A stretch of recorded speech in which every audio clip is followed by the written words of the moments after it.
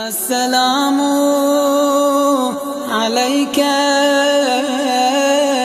يا أبا عبد الله السلام عليك يا ابن رسول الله بسم اللہ الرحمن الرحیم۔ ماہ مبارک رمضان کے 24ویں دن کے روزے کی دعا۔ اللہم انی اسألک فیما یرضیک واعوذ بک مما یؤذیک واسألک التوفیق فیہ لان اعطیک ولا عصیک یا جواد السائلین۔ جو شخص اس دعا کی تلاوت کرے گا اس کو سر اور بدن کے بال کے بدلے میں 1000 خادم، 1000 غلام یاقوت و مرجان کی مانند عطا کیے جائیں گے۔ اللہ کا رسول صلی اللہ علیہ وآلہ وسلم نے 24ویں دن کے روزے کا ثواب کچھ اس طرح سے بیان کیا کہ ہر شخص دنیا سے اس وقت تک نہیں جائے گا آج کے روزے داروں میں سے جب تک جنت میں اپنا مکان نہ دیکھ لے۔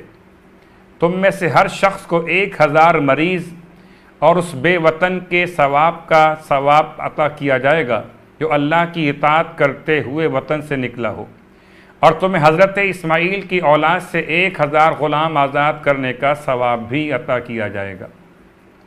مولا فرماتے کہ جو 24ویں ماہ رمضان کی رات 8 رکعت نماز پڑھیں، اس رات قرآن سے جو سورہ چاہے پڑھ لیجئے، مثل نماز فجر کے 2 رکعت کر کے نماز مکمل کیجئے، 8 رکعت نماز، اس کا ثواب حج اور عمرے کے برابر۔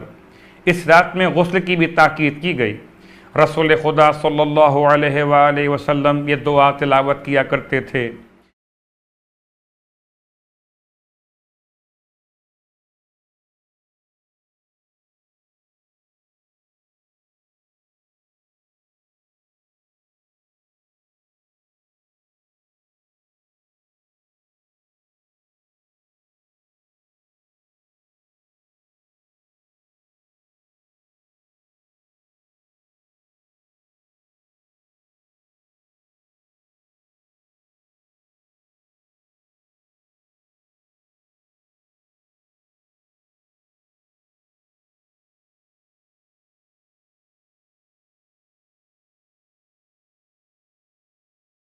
سورہ رحمان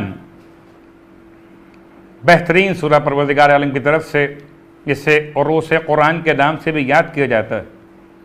اللہ کے رسول نے ارشاد فرمایا اگر کوئی سورہ رحمان پڑھے گا اور رات کو انتقال کرے تو شہید مرے گا، اور اگر دن کو انتقال کرے اور دن کو تلاوت کیا ہو تو بھی شہید مرے گا۔ اگر کوئی انسان سورہ مبارکہ رحمان کو پانی میں گھول کر یہ پانی ایسے مریض کو پلائے جس سے خاص طور سے تلی کا مرض واقع ہوا ہو، تحال کا مرض واقع ہوا ہو، شفا پائے گا۔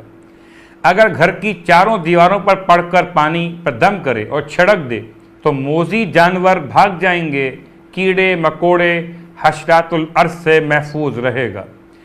اگر سورہ رحمان کو لکھ کر اپنے پاس رکھے گا تو اس کی حاجات پوری اور ہر مشکل آسان ہوگی۔